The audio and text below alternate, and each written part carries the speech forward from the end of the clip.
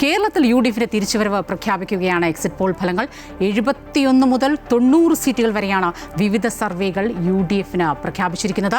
52 മുതൽ 69 വരെ സീറ്റുകൾ എൽ.ഡി.എഫിന് സ്വന്തമാക്കാൻ കഴിയുമെന്നും എക്സിറ്റ് പോൾ ഫലം പറയുന്നു.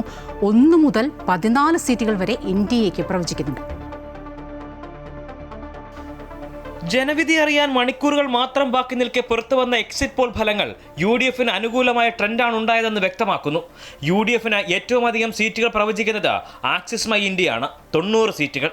70 മുതൽ 80 വരെ സീറ്റുകൾ നേടി യു.ഡി.എഫ് അധികാരത്തിൽ വരുമെന്നാണ് CNN ന്യൂസ് 18 എക്സിറ്റ് പോൾ ഫലം പറയുന്നത്. പി-മാർക്കിന്റെ സർവേ പ്രകാരം യു.ഡി.എഫ് 71 മുതൽ 79 വരെ സീറ്റുകൾ നേടും. മാട്രിക്സ് 70 മുതൽ 75 വരെ സീറ്റുകൾ യു.ഡി.എഫിന് പ്രവചിക്കുന്നുണ്ട്. പീപ്പിൾസ് പ്ലസും NDTVയും 75 മുതൽ 85 വരെ സീറ്റുകൾ യു.ഡി.എഫ് നേടുമെന്ന് പറയുന്നു. ടുഡേ ചാണക്യ യു.ഡി.എഫിന് പ്രവചിക്കുന്നത് 72 മുതൽ 80 വരെ സീറ്റുകളാണ്. 10 വർഷത്തെ ഭരണത്തിന് ശേഷവും എൽ.ഡി.എഫിനെ തച്ചു തകർക്കുന്ന ഒരു തരംഗം ഉണ്ടായിട്ടില്ല എന്ന് തന്നെയാണ് സർവേകൾ വ്യക്തമാക്കുന്നത്. CNN ന്യൂസ് 18 എൽ.ഡി.എഫ് 58 മുതൽ 68 വരെ സീറ്റുകൾ നേടുമെന്ന് പ്രവചിക്കുന്നു. പി-മാർക്ക് 62 മുതൽ 69 വരെ സീറ്റുകളും, മാട്രിക്സ് 60 മുതൽ 65 വരെയും, പീപ്പിൾസ് പ്ലസ് 55 മുതൽ 65 വരെയും, JVC ടൈംസ് നൗ 52 മുതൽ 61 വരെയും, NDTV 55 മുതൽ 65 വരെയും, ആക്സിസ് മൈ ഇന്ത്യ 49 മുതൽ 62 വരെയും, ടുഡേ ചാണക്യ 60 മുതൽ 65 വരെയും സീറ്റുകൾ എൽ.ഡി.എഫ് നേടുമെന്ന് പ്രവചിക്കുന്നുണ്ട്. NDA ഇത്തവണ അക്കൗണ്ട് തുറക്കുവാൻ തന്നെയാണ് സർവേകൾ വ്യക്തമാക്കുന്നത്. 1 മുതൽ 14 വരെ സീറ്റുകൾക്ക് സാധ്യത കൽപ്പിക്കുമ്പോൾ ശക്തമായ ത്രികോണ മത്സരം നടന്ന മണ്ഡലങ്ങളിൽ അക്കൗണ്ട് തുറക്കാനാകുമെന്ന് തന്നെയാണ് NDAയുടെയും പ്രതീക്ഷ. 2021 തെരഞ്ഞെടുപ്പിൽ ഭൂരിഭാഗം എക്സിറ്റ് പോളുകളും എൽ.ഡി.എഫ് ഭരണ തുടർച്ച പ്രവചിച്ചിരുന്നു. എക്സിറ്റ് പോളുകൾ അനുകൂലമായവർ ആഹ്ലാദം തുടങ്ങുമ്പോൾ പ്രതികൂലമായവർ എക്സാറ്റ് പോളിന് വേണ്ടി കാത്തിരിക്കുകയാണ്. അമൃത ന്യൂസ്, തിരുവനന്തപുരം. എബി ചേരുകയാണ് വിശകലനങ്ങളുമായി. എബി സൂചിപ്പിച്ചതുപോലെ തന്നെയാണ് 3 മുന്നണികൾക്കും വളരെ പ്രതീക്ഷ നൽകുന്ന ഒരു എക്സിറ്റ് പോൾ ഫലങ്ങളെന്ന് ഒരു പക്ഷേ ഒരു പരിധിവരെ പറയേണ്ടി വരും. കാരണം ഈ യു.ഡി.എഫും എൽ.ഡി.എഫും തമ്മിലുള്ള ആ സീറ്റ് വ്യത്യാസം എന്ന് പറയുന്നത് വളരെ മൈന്യൂട്ടാണ്, ചെറുതാണ്. ഒരു 5% വ്യത്യാസം മാത്രമാണ് കാണാൻ സാധിക്കുന്നത്. സ്വാഭാവികമായും നമുക്കിത് ഒന്ന് അടുത്ത് നിരീക്ഷിക്കുകയാണെങ്കിൽ നമുക്ക് അടിസ്ഥാനപരമായി മനസ്സിലാകുന്നത് ഒരു വലിയ ഭരണവിരുദ്ധ വികാരം അതൊന്നും ഉണ്ടായിട്ടില്ല. പക്ഷേ ഒരു ഭരണമാറ്റം കേരള ജനത സ്വാഭാവികമായും ആഗ്രഹിക്കുന്നുണ്ട്. മാത്രമല്ല ഈ തൂത്തുവാരുന്ന തരത്തിൽ സംസ്ഥാനം മൊത്തം അടിച്ചെടുക്കുന്ന തരത്തിലൊരു യു.ഡി.എഫ് തരംഗമൊന്നും ഉണ്ടായിട്ടില്ല. 10 വർഷത്തെ ഭരണത്തിൽ നിന്നൊരു മാറ്റം, അതിനപ്പുറം മറ്റേതെങ്കിലും രീതിയിൽ ഈ ഒരു എക്സിറ്റ് പോൾ ഫലങ്ങളെ നമുക്ക് കാണാൻ സാധിക്കുമോ? എന്തായാലും ഈ മെയ് 4 വരെ നമ്മൾ കാത്തിരിക്കണം ശരിക്കും എക്സാറ്റ് പോൾ എന്താണെന്ന് അറിയുന്നതിന്.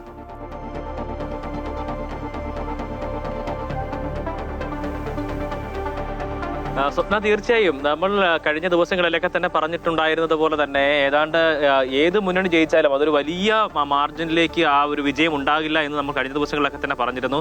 100-110 പറയുമ്പോൾ പോലും നേതാക്കളൊക്കെ തന്നെ ഈ അടക്കം പറഞ്ഞിരുന്നത് 85 സീറ്റ് 87 സീറ്റ് തുടങ്ങിയിട്ടുള്ള കണക്കുകളായിരുന്നു ഏറ്റവും അവസാന ഘട്ടത്തിലേക്ക് വരുമ്പോഴും അവർ പറയുന്നത്. എന്തായാലും നിയമസഭാ തെരഞ്ഞെടുപ്പിൽ നമ്മൾ ഈ ശതമാന കണക്കിലൊക്കെ വലിയ രീതിയിലുള്ള ഉയർച്ച കണ്ടപ്പോഴും പോളിംഗ് ചെയ്ത വോട്ടിന്റെ എണ്ണത്തിൽ വലിയ കുറവൊക്കെ ഉണ്ടായിരുന്നു. എന്തായാലും ഇത് ഈ വോട്ട് ഷെയറുമായി ബന്ധപ്പെട്ട കണക്കുകൾ പരിശോധിച്ചുകൊണ്ട് സീറ്റിനെ നമുക്ക് ആ നിലയ്ക്ക് കണക്കാക്കാൻ കഴിയില്ല എന്നുകൂടി ഈ ഘട്ടത്തിൽ പറഞ്ഞു വെക്കേണ്ട ഒരു സാഹചര്യമുണ്ട്. എന്തായാലും ശക്തമായ രീതിയിലുള്ളൊരു മത്സരം തന്നെയാണ് എല്ലാ ഇടങ്ങളിലും നടന്നിരിക്കുന്നത് എന്നുള്ളതും എടുത്തു പറയണം. വലിയ രീതിയിലുള്ള ഒരു ശക്തമായിട്ടുള്ള പോരാട്ടം നടക്കുന്ന നിരവധിയായിട്ടുള്ള മണ്ഡലങ്ങളുണ്ട്. അവിടങ്ങളിലുള്ള വിജയങ്ങൾ തന്നെയായിരിക്കും ഏറ്റവും പ്രധാനമായും എടുത്തു പറയേണ്ട ഒരു കാര്യം. അത് തന്നെയായിരിക്കും ഒരുപക്ഷെ ആര് ഭരിക്കണം എന്നുള്ള കാര്യത്തിലേക്ക് കാര്യങ്ങളെ എത്തിക്കുക എന്നതും എടുത്തു പറയേണ്ട ഒരു കാര്യമാണ്. ശക്തമായിട്ടുള്ള മത്സരങ്ങൾ നടന്നിട്ടുണ്ട്. ഒരു ഭരണവിരുദ്ധ വികാരം ഈ 10 വർഷത്തിന് ശേഷവും ഒരു അടിയൊഴുക്ക് അല്ലെങ്കിൽ വലിയൊരു മുന്നേറ്റം നടത്താൻ യു.ഡി.എഫിന് സാധിച്ചിട്ടില്ല എന്നുകൂടി ഈ ഘട്ടത്തിൽ എടുത്തു പറയണം. കാരണം 80-90 സീറ്റ് വരെയാണ് ഏറ്റവും കൂടുതലായി യു.ഡി.എഫിന് പ്രവചിക്കപ്പെടുന്ന ഒരു സാഹചര്യമുള്ളത്.